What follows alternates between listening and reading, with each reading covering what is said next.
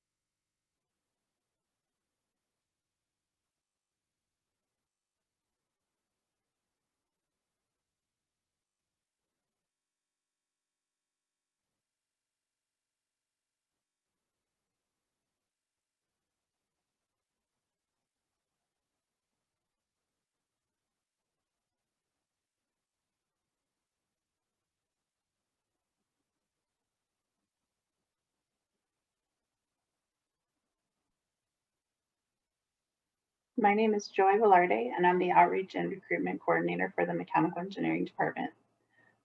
All prospective students may contact me for more information about the major before applying to the University of Utah. Or you can contact one of our advising staff, Katie, Morgan, or Benjamin, who advise students based on their last name, as you can see on the screen.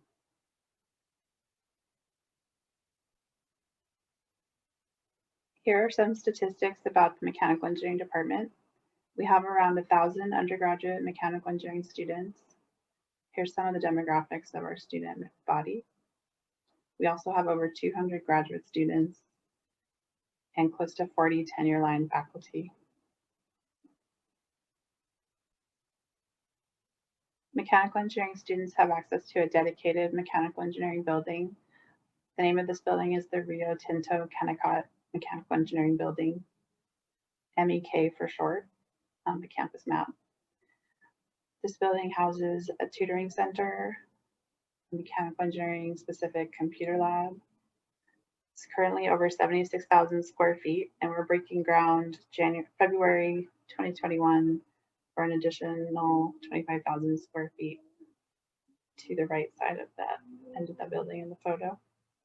There's also an academic advising center, 11 student study areas, and one large lecture hall that seats about 185 students. Across that walking bridge in the photo, you will get to the Warnock Engineering Building, which houses an additional 8 engineering student computer labs. We also have over 30 state-of-the-art research labs in areas such as robotics, composites, sustainable energy, biomechanics, ergonomics and safety, micro and nano systems, and many more based on our faculty research areas.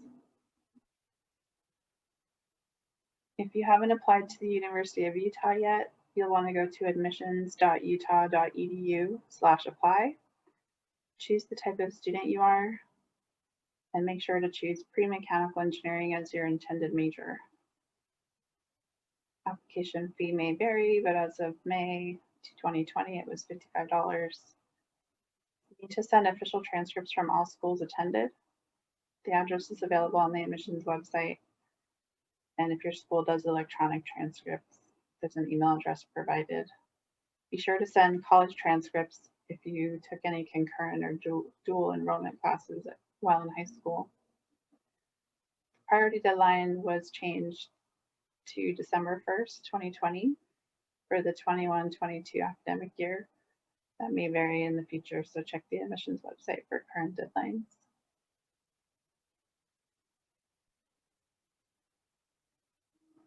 Notifications were sent on January 15th, 2021 for students that applied by the December 1st early action date.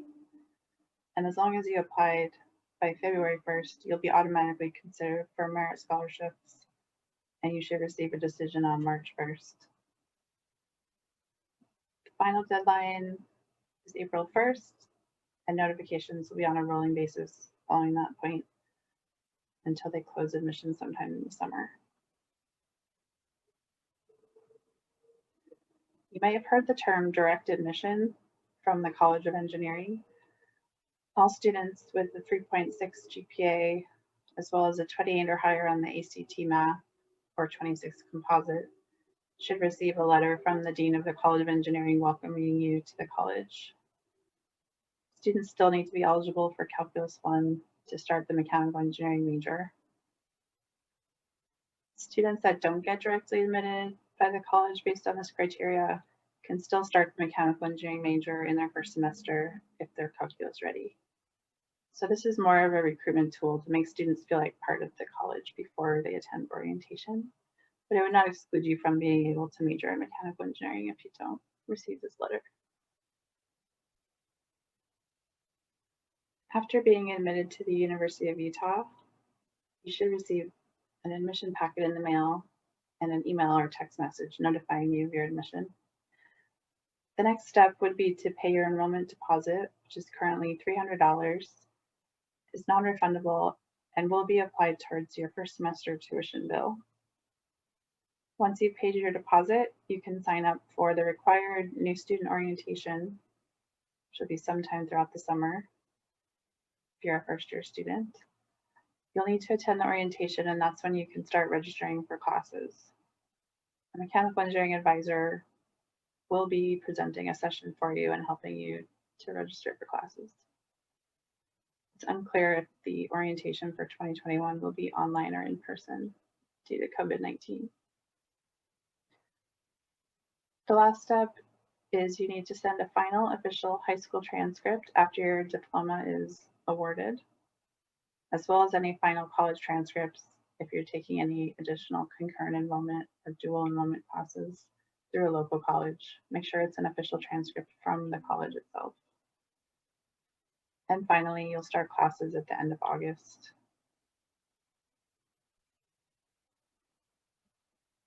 As far as scholarships are concerned, students who were directly admitted to the College of Engineering is the pool of students that will be automatically considered for engineering scholarships. Students can apply every year by February 1st for College of Engineering and Mechanical Engineering departmental scholarships. And departmental scholarships are not awarded to first-year students because they have not yet completed any required major courses yet. If you applied by the priority application deadline to be automatically considered for merit, need, and diversity-based scholarships, you may also hear about those on March 1st from the University Scholarship Office. At the bottom of the screen, there's an Academic Works website, which is where there are applications for additional scholarship opportunities. You're welcome to check that as well. And then if you're eligible for need-based aid, be sure to complete your FAFSA by the priority deadline, which is typically February 1st, to be considered for need-based scholarships, Pell Grants, and federal loans. You can also apply after February 1st, but it's not guaranteed that funding will be available. As I mentioned, all first-year students will have pre-mechanical engineering major status when they're admitted to the University of Utah. The next steps to becoming a mechanical engineering major are be eligible to take Calculus 1 or higher, which the different ways to be eligible are listed on the red box on the right side of the screen, typically through ACT, SAT, AP, or AccuPlacer scores, or if you took college, algebra, and trigonometry or pre-calculus through a college or credit with a C or higher while you were in high school. If you're eligible for Calculus 1, you can enroll in Mechanical Engineering 1000 in your first semester, and then you'll be admitted to the major. You'll be changed to full mechanical engineering status during the first 2 weeks of the semester after completing a survey in the Mechanical Engineering 1000 class. We do this because some students are taking this class as an exploratory class, and we want to make sure that the students actually want to declare the mechanical engineering major before changing their major status.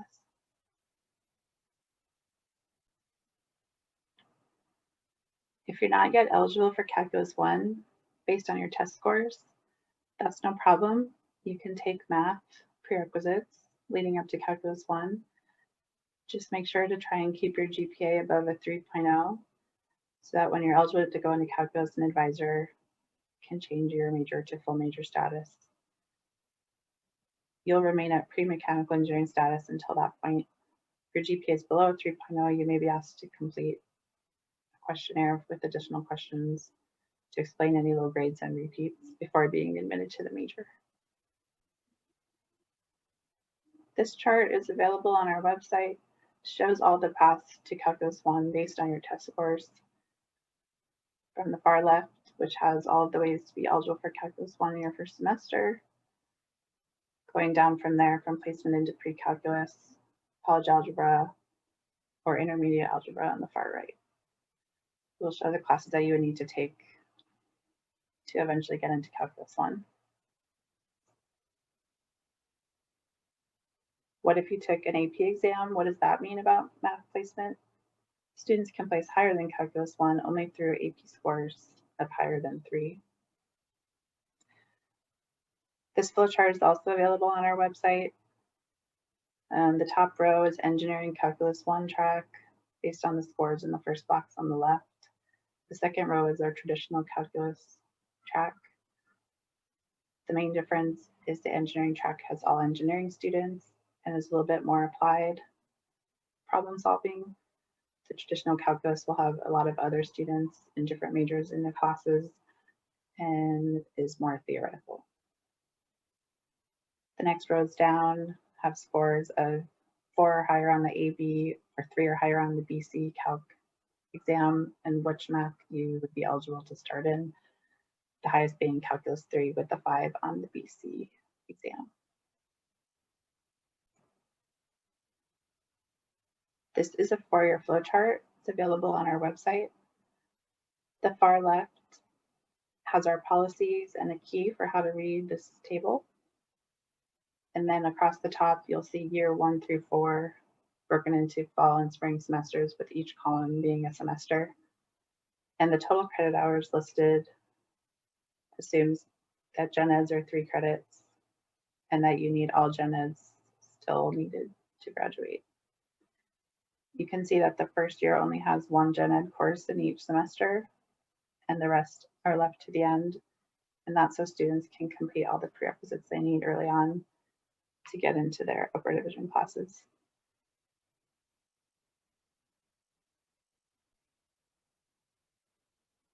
Students that want a lower credit load each semester, we have a 5-year flowchart with credits ranging from 12 to 14 credits per semester instead of 14 to 18 on the 4-year flowchart.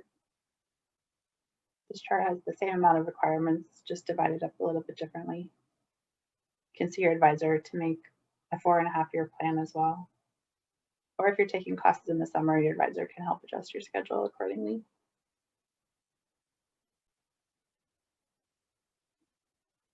The key on the bottom left-hand side of the flowchart will tell you that co-requisites are underlined above each box. Prerequisites are also listed above each box, but they are not underlined. Prerequisites are courses that need to be completed prior to taking the course in the box. Co-requisites can be taken at the same time or earlier as the course listed in the box. It also lists the course title, catalog number, credit hours, an L if there's a lab, and the semesters typically offered, which for all our classes is fall and spring, each fall and spring semester, and some are available in the summer.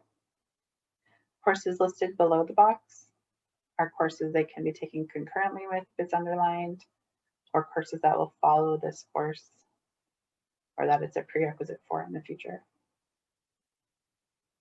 All our courses have a padlock, except for Mechanical Engineering 1000, and require major status. This slide is out of date, so it actually requires full major status. There's also a key for general education requirements. There's 8 boxes on the flow chart to satisfy 10 gen ed and bachelor's degree requirements that are not covered by the major. This is because the DV, which is diversity, and IR, which is international, can both double count with a fine arts, a social science, or a humanities. So the students will need American institutions, which is a state of Utah requirement, an intermediate writing course, quantitative reasoning, which is included in the major courses, 2 fine arts, 2 humanities, and 2 social or behavioral science. You may see physical or life science listed as a general education requirement, but that's waived for engineering majors. Aside from general education, there's also what's called bachelor's degree requirements.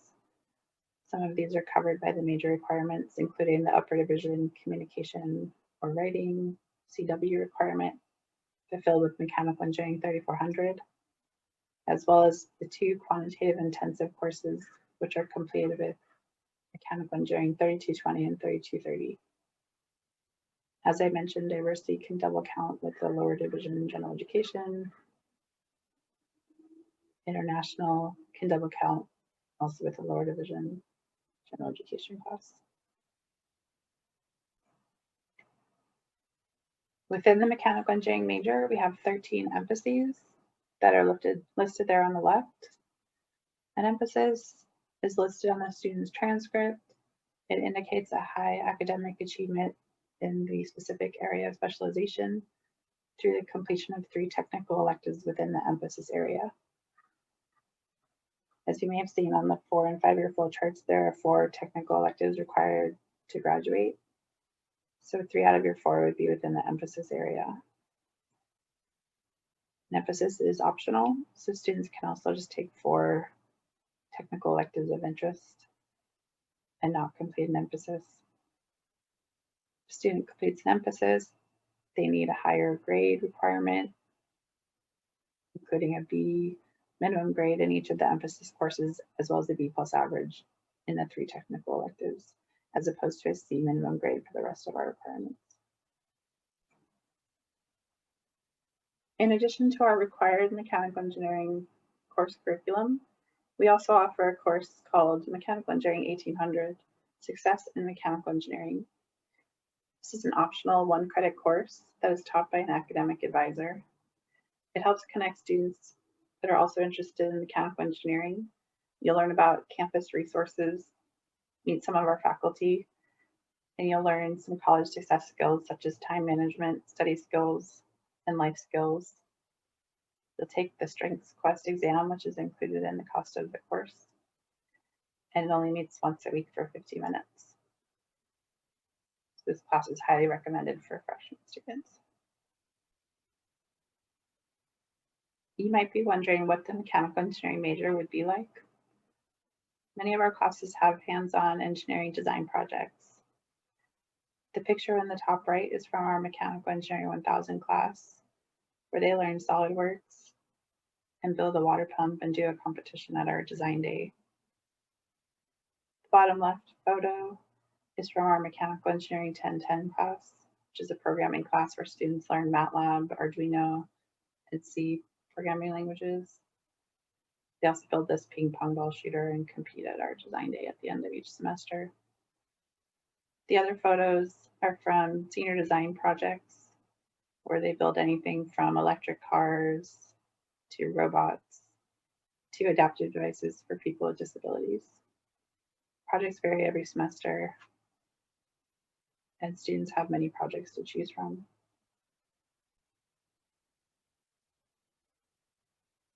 It's a little hard to fit anything additional into a mechanical engineering major because it is so many credits on its own. But since students can count up to 2 non-mechanical engineering courses as technical electives, those courses can be taken to help you complete a minor or certificate outside of the department. The logos on the screen are some of the easiest minors or certificates to get with your mechanical engineering major, which are math, computer science, engineering entrepreneurship, mechatronics certificate, physics minor, nuclear engineering minor, biomedical engineering minor, or the Lasonics program. Are not too many courses additional if you use 2 of them as your technical electives. Your advisor can help you plan that out. We also have a number of mechanical engineering related student clubs and organizations. These are some of the logos. The RoboYutes and the Utah Student Robotics are robotics clubs. The Formula U is an ongoing senior project to build a car for the Formula in competition, but any undergraduate student can join it as it is always also a club. We also have an aerospace club, and we have some diversity groups such as the American Indian Society, the Society of Hispanic Professional Engineers, and the Society of Women Engineers, which is that SWE logo. And we have the Tau Beta Pi Honor Society, just as examples. We also have a combined BS-MS program where students can earn a master's degree in just 1 additional year after completing their bachelor's degree requirements. Students would take the GRE exam in their junior or senior year. They need a 3.5 GPA or higher. However, we are planning to reduce that to a 3.0 soon, so update this video. They will need 3 letters of recommendation. They'll need to fill out a pre-screening application for the department, junior or senior year, depending if they want to do the thesis or non-thesis option. Students wanting to do the thesis option should get involved with research towards the end of their junior year or over the summer prior to their senior year. The way it works is you take 2 of your 4 technical electives at the graduate level. You apply to the University of Utah Graduate School during your last semester of your senior year, and you should be able to complete a master's degree in 1 additional year. Your BS and MS are awarded at the same time upon completion of the master's degree requirements.